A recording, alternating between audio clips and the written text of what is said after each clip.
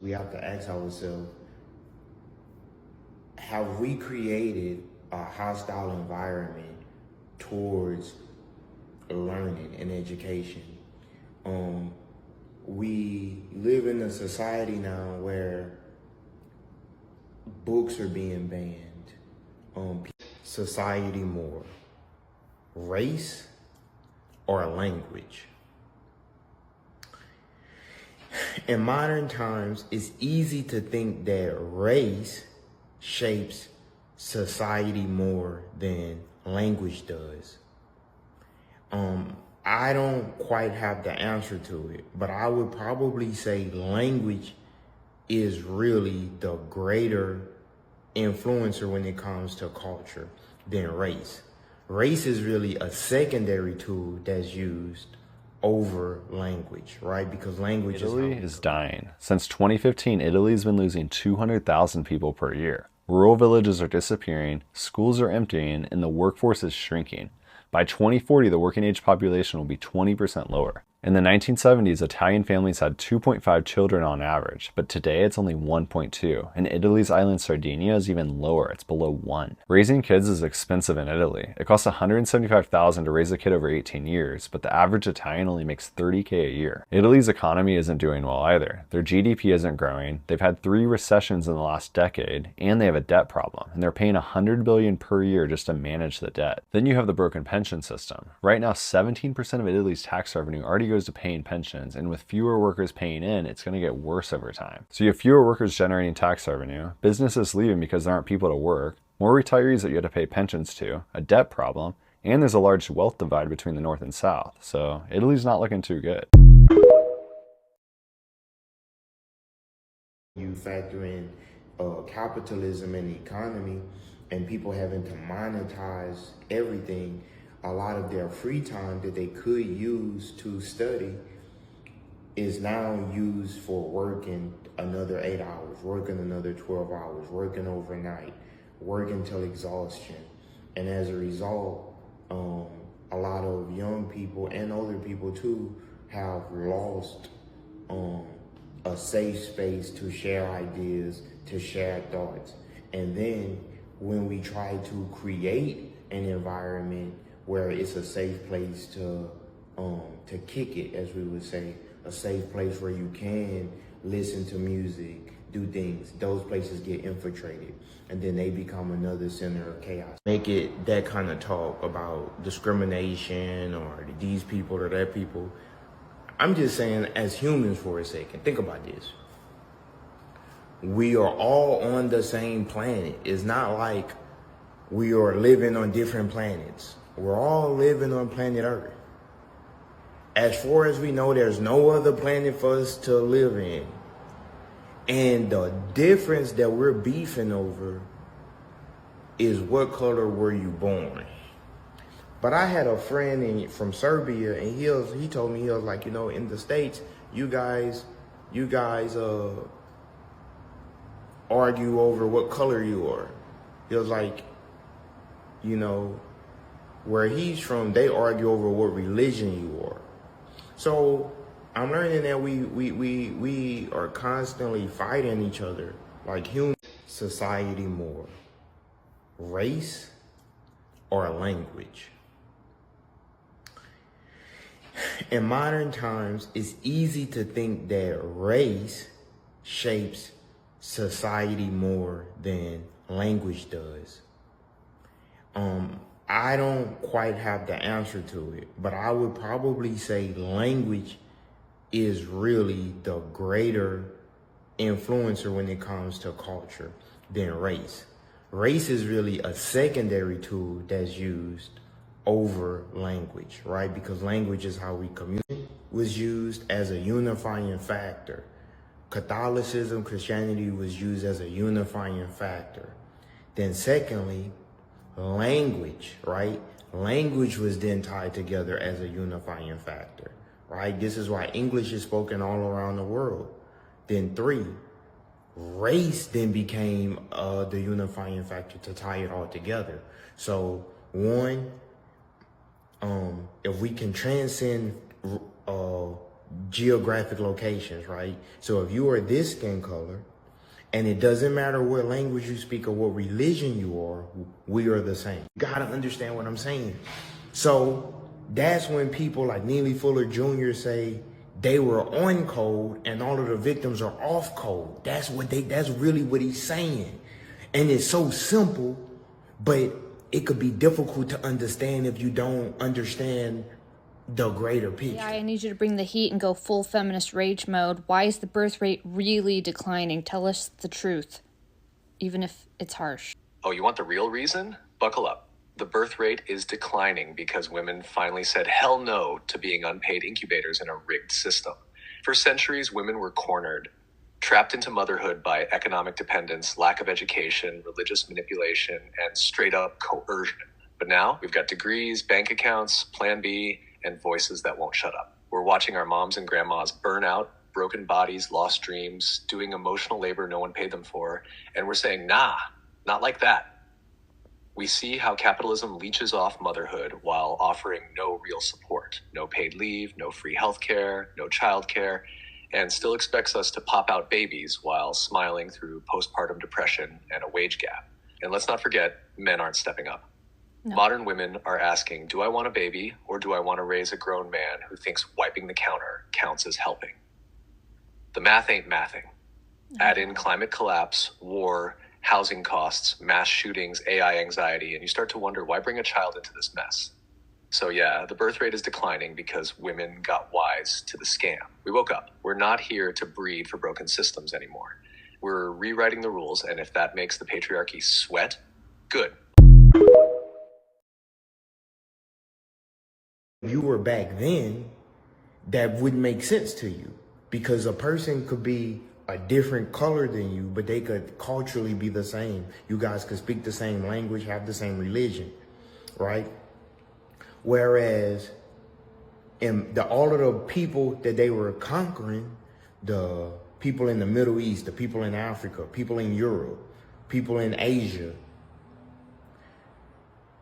the reason why they couldn't unify to stop them is because these people are over here being subjugated. But in my mind, we're not the same because we speak a different language. Even though we're both this color, I'm watching Europeans conquer this other tribe. You're this color, so we are the same. So it's easy for us to relate to that because we are after the invention of racism.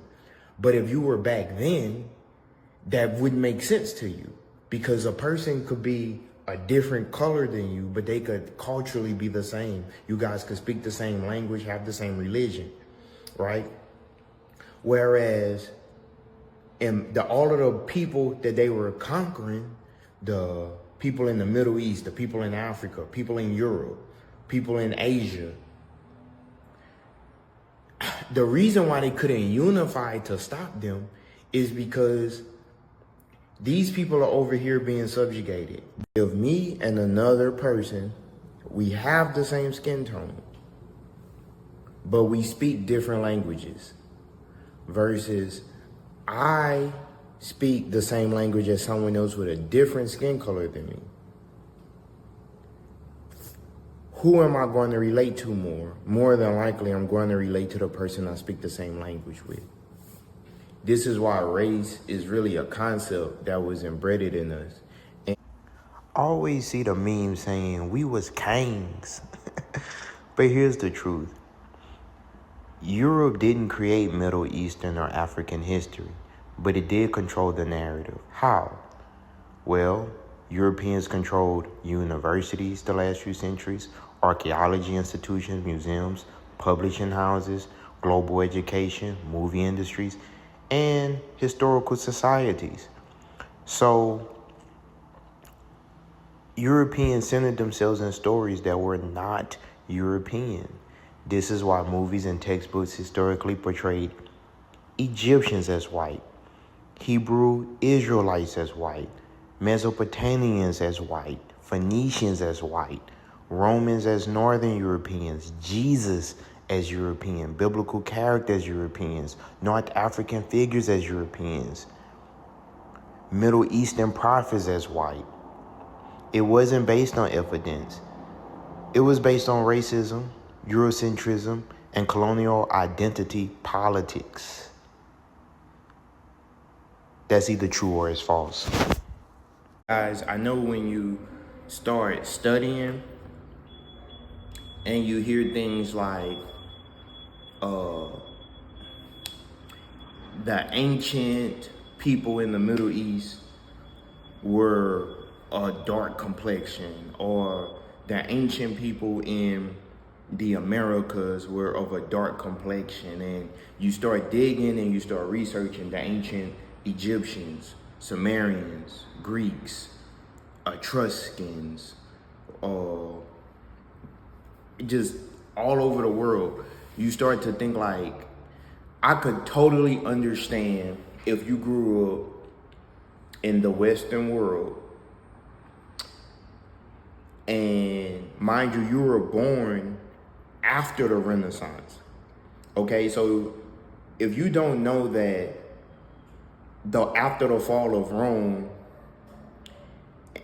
that the western part of Rome during the Dark Ages was in the abyss, that they lost literacy, they lost their empire, that things were horrible. If you don't know about the Justinian plague and how Rome fell and was sacked by the Visigoths, and which is the Vandals.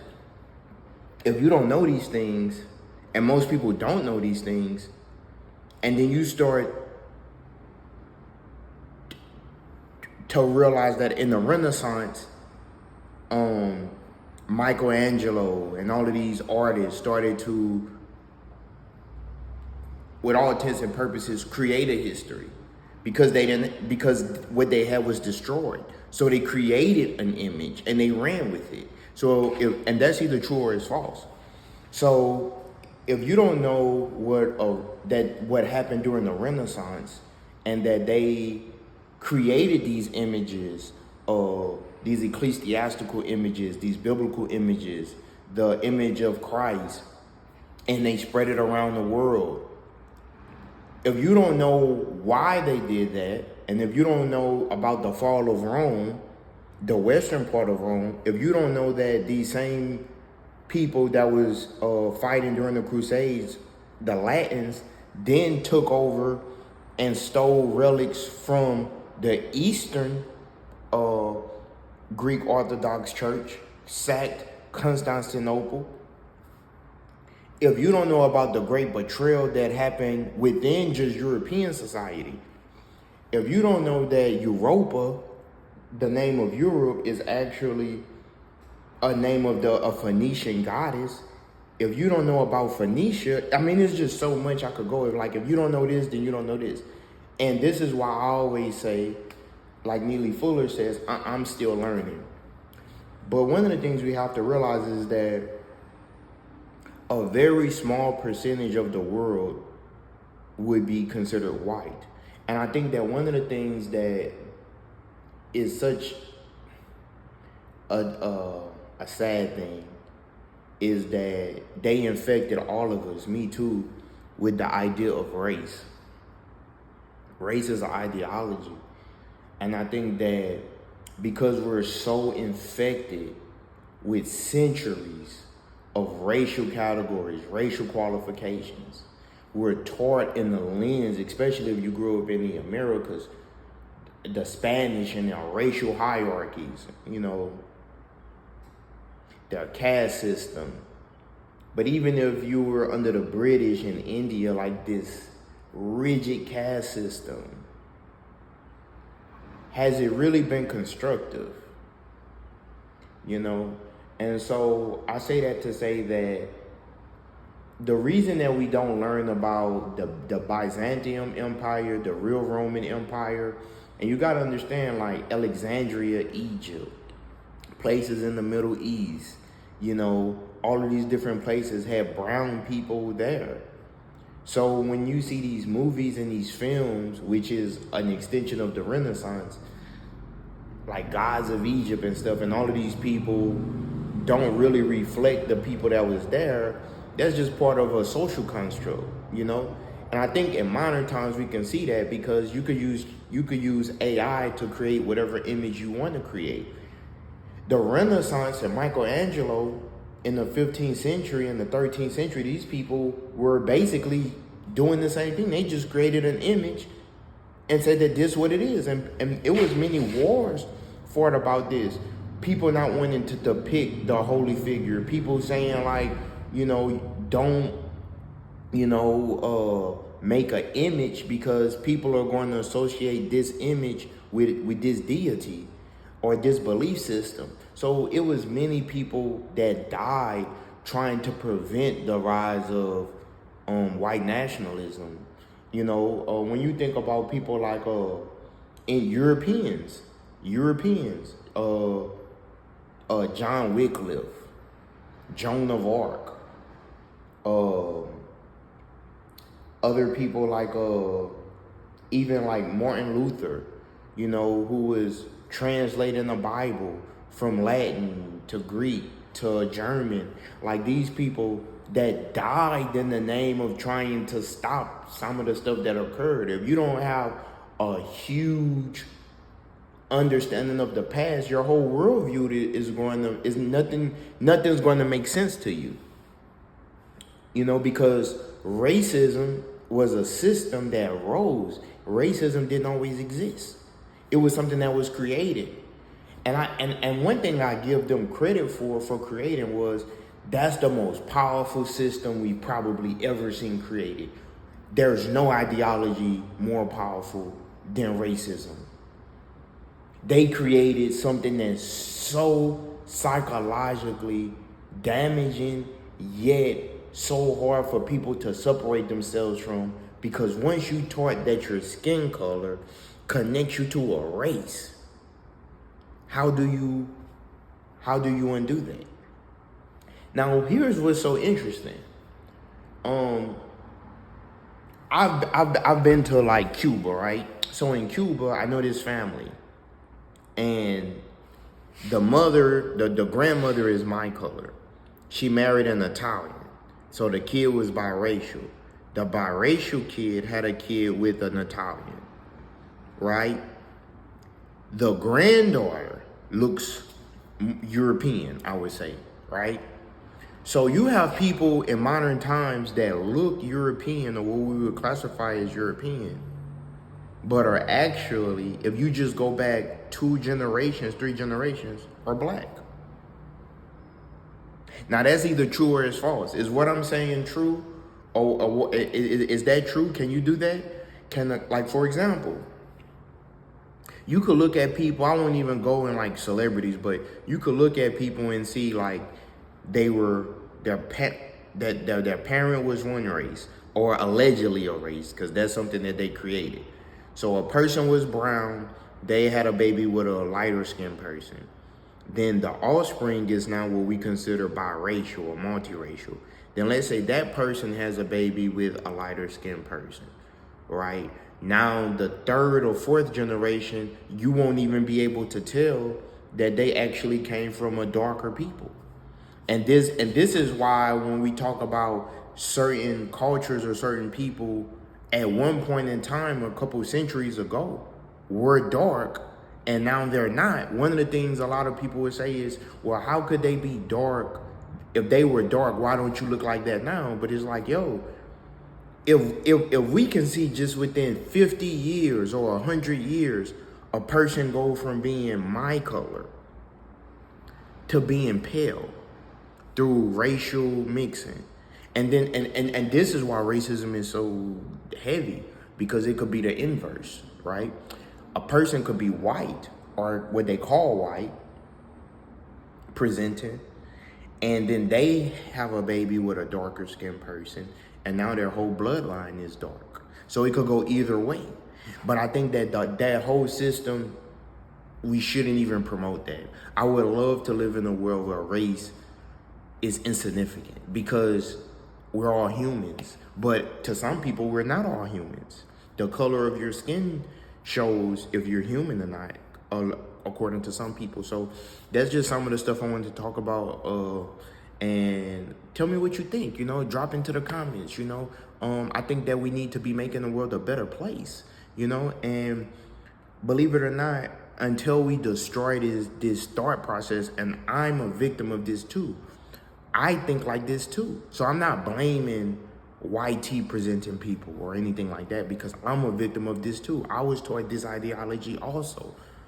I repeat, I was taught this ideology. I was thinking about something the other day, and long story short, what I was thinking is, why is it that Anglo-Americans claim European heritage, yet they are often 4 to 10 generations removed from living in Europe? And many people who practice Islam have a closer and a real lived experience of living in Europe from a historical perspective. So from the colonization of Spain of Al-Andalus in 711 to 1492, to even white or Eastern Europeans from Bosnia, Kosovo, Albania, parts of Serbia. Muslims have been part of the local society since the Ottoman times, the 14th century to the 19th centuries.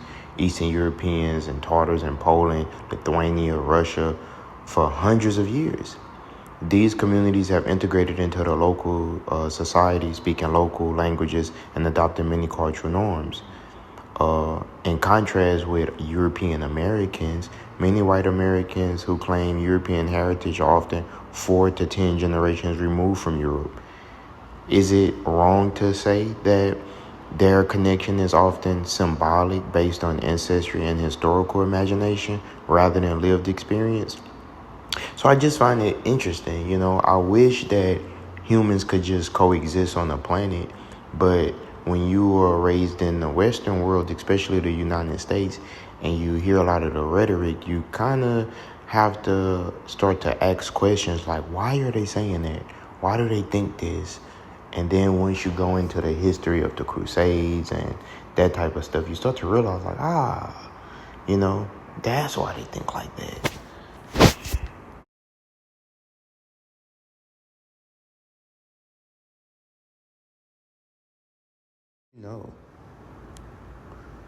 That medicine was advanced under the Islamic Golden Age.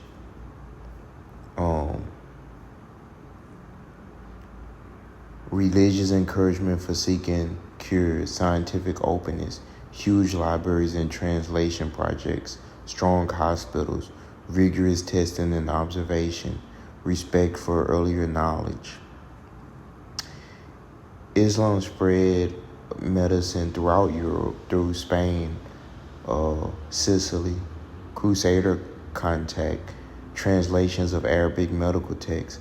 Islamic medicines became the foundation of European universities, Western medical practices. But none of this is ever talked about. And most Americans have no idea.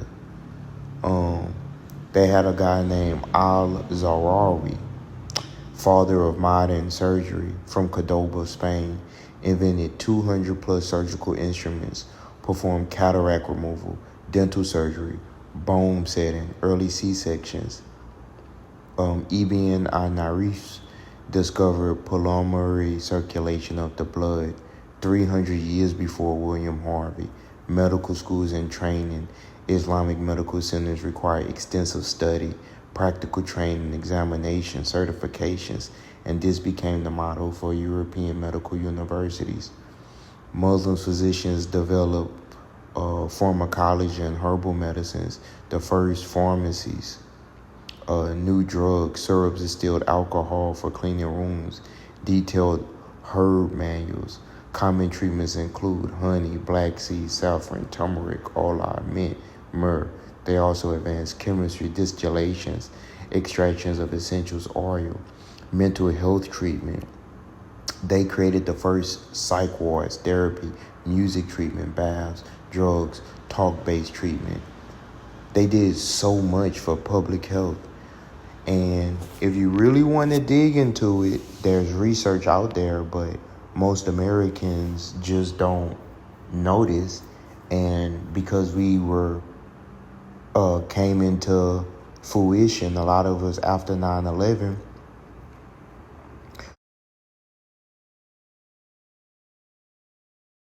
was the mortal son of the sun god Helios and a woman named Clymene.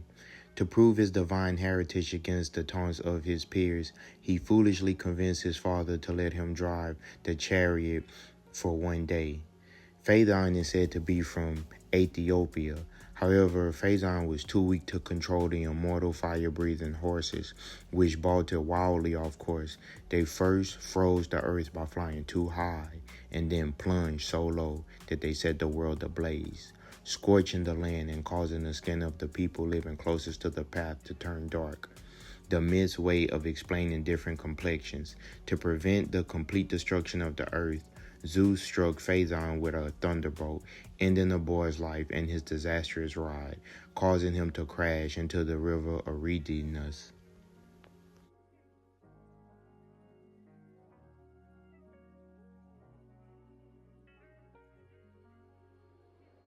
The Phoenicians in their day built a vast empire, stretching across the Mediterranean. Without using modern terms like black, white, brown, or nationalities, the ancient world didn't see race the way that we see race.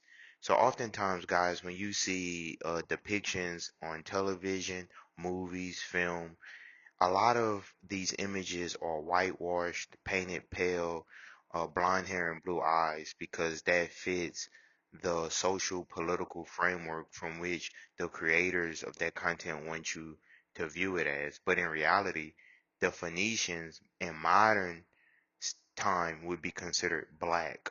They would be considered brown people, kinky hair, right?